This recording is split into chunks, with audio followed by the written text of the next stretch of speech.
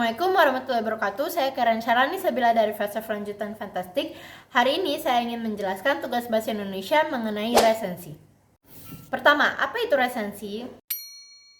Resensi adalah sebuah penilaian atau ulasan terhadap sebuah karya seperti buku, film, musik, drama, atau lain-lainnya. Kedua, manfaat resensi. Resensi memiliki manfaat utama untuk memberikan gambaran kepada pembaca terhadap karya yang sedang dilihat. Resensi juga memiliki 4 manfaat lainnya yang dilihat dari pembacanya. Yang pertama adalah penulis. Penulis menjadikan resensi sebagai bahan feedback atau umpan balik. Yang kedua, bagi penerbit. Penerbit menjadikan resensi sebagai bahan pertimbangan. Ketiga, media sosial berguna untuk menjadi bahan promosi. Dan keempat, bagi pembaca khusus. Pembaca khusus menjadikan resensi sebagai bahan penguji pengembangan topik. Ketiga, itu adalah langkah-langkah penulisan resensi. Pertama, kita harus mengenali latar belakang dari buku yang kita baca. Kedua, kita harus membaca bukunya. Ketiga, kita membuat ringkasan dari buku yang kita baca. Dan keempat, melakukan penelitian. Yang kelima, membuat sasaran penulisan buku. Dan keenam, yang terakhir, membuat resensinya. Selanjutnya ada jenis-jenis resensi. Yang pertama itu adalah resensi deskripsi yang menjelaskan secara deskripsi tentang sebuah karya. Yang kedua itu adalah resensi inovatif yang menjelaskan informasi secara rinci dan juga memberikan evaluasi. Yang ketiga itu ada resensi evaluasi yang memberikan evaluasi dan juga penilaian yang lebih dalam. Yang terakhir atau yang keempat adalah resensi kritis yang memberikan penilaian secara kritis. Yang terakhir itu ada struktur dari resensi. Yang pertama itu ada identitas yang mencakup judul, penulis, penerbit, tahun terbit, jumlah halaman, dan juga lain-lainnya. Yang kedua itu ada orientasi atau pendahuluan yang berada di paragraf pertama yang menjelaskan mengenai buku. Yang ketiga itu ada sinopsis, cerita singkat mengenai bukunya. Yang keempat ada analisis, yaitu berupa unsur-unsur yang terkandung di dalam buku.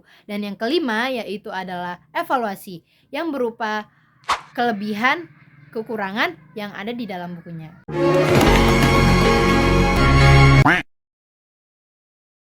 Tapi bohong.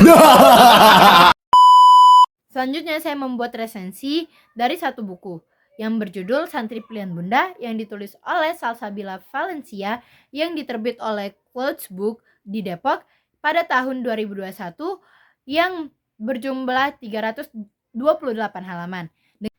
Pada novel ini, penulis Salsabila Valencia mengajak kita untuk merasakan keromantisan antara pasangan Aliza dan juga Kinaan yang bernuansa Islami. Dan juga novel ini memberikan banyak banget pesan dan nilai-nilai kehidupan. Nah, penulis juga membuat kita penasaran pada setiap chapternya. Dan juga film ini telah diproduksi oleh Screenplay Film yang diperankan oleh Naura Ayu dan Fadi Alaidrus. Dan filmnya juga tak kalah seru dengan novelnya loh. Jadi guys, novel ini tuh bercerita tentang seorang gadis cantik yang bernama Aliza Syakwena Ikala yang dinikahkan oleh cowok ganteng bernama Kinan Ozamel Fatih, santri populer yang dipilihin bundanya yang memiliki rahasia di dalamnya tentang masa lalunya. Jadi dia cowok misterius gitu. Nah, di awal-awal cerita itu kita dibuat lucu karena Aliza yang sering berbuat aneh untuk membuat si Kinaan resah. Tapi pada jalannya chapter ini kita dibuat romantis menggelitik perut gitu. Jadi ada kayak butterfly era karena romantisnya mereka, lucunya mereka gitu pokoknya kan. Namun setelah hubungan ini berjalan lancar, ada satu orang yang bernama Zero yang buat emosi. Dia adalah laki-laki jahat yang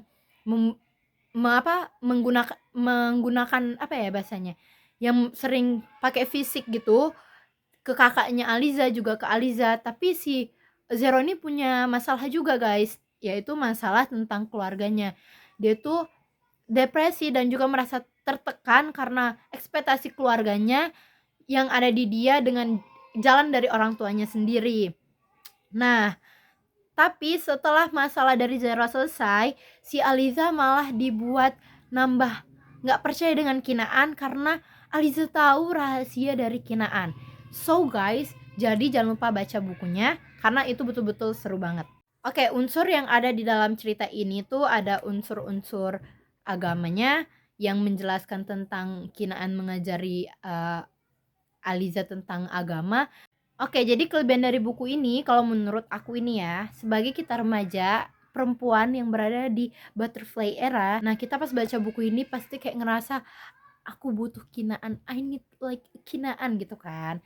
Nah, jadi penulis ini betul-betul menulis buku ini secara lucu, indah, chapternya juga bagus, setiap chapter ada masalah-masalah lainnya, terus ada cara penyelesaian masalah yang bagus pokoknya. Nah, selanjutnya itu kalau menurut aku dari Kinaan yang mengajari Aliza dengan cara memakai jilbab perlahan itu membuat untuk perempuan-perempuan yang berada di dalam fase bingung memakai jilbab mungkin bisa terpikirkan gitu. Oke, jadi setiap kelebihan pasti ada kekurangan. Jadi kekurangan yang aku dapetin dari buku ini adalah bagi setiap orang yang kurang pandai mencerna dalam sebuah kalimat atau sebuah cerita, mungkin merasa pernikahan dini itu biasa aja, boleh atau apalah. Tapi sebenarnya pernikahan. Oke guys, jadi kita sudah di ujung akhir video aku hari ini dan gak tahu lagi kapan membuat video, dan aku bakalan memberikan pendapat aku dan juga saran aku tentang novel ini. So menurut aku novel ini bagus untuk dibaca untuk kalian yang pengen baca novel tentang romantis-romantis yang tipis-tipis gitu. Kalau kalian pengen romantisnya, baca bukunya. Terus saran aku, kalian harus pandai milih dari kalimat-kalimat yang ada di dalam novelnya, karena nggak semua kalimat novelnya itu harus kita contohin di dalam kehidupan kita sehari-hari. Walaupun aku bilang tadi kalau di novel ini tuh ada nilai-nilai kehidupan. Nah, kalau menurut aku, kalau kalian juga pengen nonton filmnya, nonton aja filmnya. Filmnya juga nggak kalah seru dengan acting dari artis-artisnya, dan novelnya juga bagus. Sekian video dari aku hari ini. Assalamualaikum warahmatullahi wabarakatuh. Bye bye.